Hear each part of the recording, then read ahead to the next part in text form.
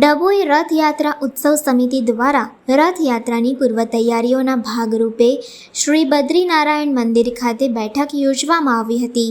ભગવાન જગન્નાથ રથયાત્રા આગામી 27 જૂન અષાઢી બીજના દિને યોજાઈ છે, ત્યારે ડભોઈ ખાતે પણ ભવ્ય રથયાત્રાનું આયોજન કરવામાં આવે છે. રથયાત્રા ડભોઈ રથયાત્રા ઉત્સવ સમિતિના ઉપક્રમે બદ્રીનારાયણ મંદિરેથી નીકળે છે.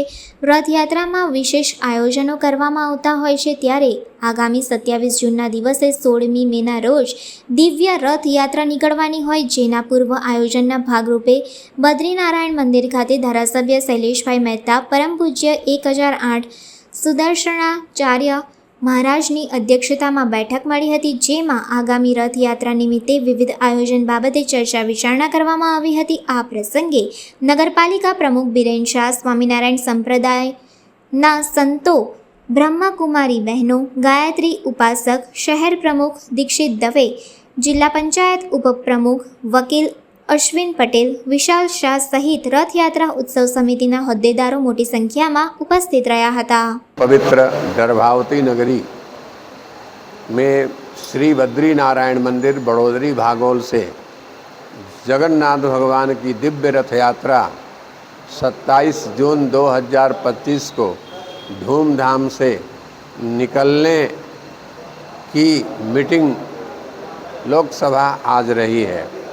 इस सभा में माननीय आदरणीय धारासभ्य शैलेश भाई सोट्टा, नगर पालिका अध्यक्ष, नगर पालिका के कार्यकर्तागण सदा ट्रस्ट मंडल तथा स्वामीनारायण संप्रदाय तथा प्रजापिता ब्रह्म कुमार तथा इसमें गायत्री परिवार, राष्ट्रीय सेवक संघ तथा समस्त संघ जुड़ करके निर्णय लिया गया कि बद्रीनारायण मंदिर से निकलती हुई 16वीं रथ यात्रा के पावन शुभ अवसर पर 27 जून को बड़े धूमधाम से जय रणछोड़ जय बद्रीनाथ करते हुए, जय जगन्नाथ करते हुए यात्रा निकले और सानंद संपन्न हो.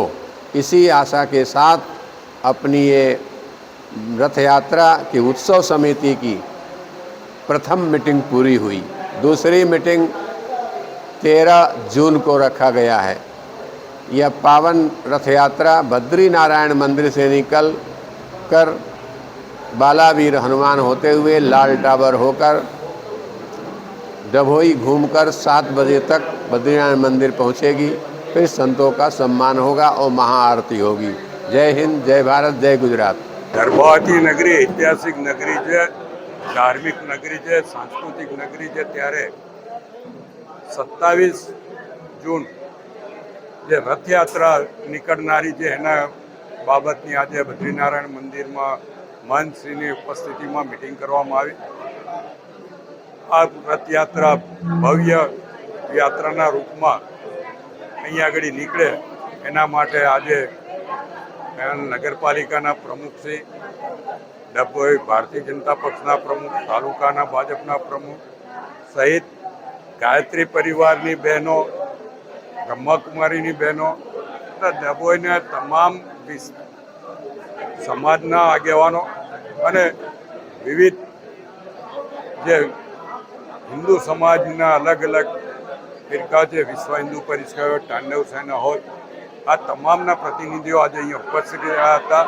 અને એક નક્કી કરવામાં આવ્યું છે કે આ યાત્રા દર્ભાવતીની એવી નીકળે કે સમગ્ર જિલ્લાએ આની નોંધ લેવી પડે કે દર્ભાવતીની રથયાત્રા એ ભવ્ય રથયાત્રા છે. હું આપના મારફત પર તમામને દર્ભાવતી નગરી અને દર્ભાવતી તાલુકાના લોકોને પણ આમાં જોડાવા માટે અપીલ કરું છું.